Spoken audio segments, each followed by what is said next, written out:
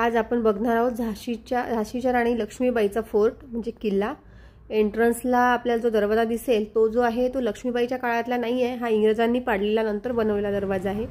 सकाळच्या वेळेला काही लोक इथे मॉर्निंग वॉकला सुद्धा आले होते। आणि नंतर इथे आहेत 2-3 तोफा आहेत। त्यातली एक जी कडक बिजली तोफ आहे ती एक लेडीज चालवायची मोतीबाई म्हणून, आणि ती जी तोफ आहे ती त्याचं नाव कसं पडलं असेल तुमच्या लक्षात आलंच असेल, कारण की ती विजेसारखी शत्रूंवर कोसळायची आणि त्यांना ठार करायची म्हणून त्याचं नाव कडक बिजली तोफ असं पडलेलं आहे।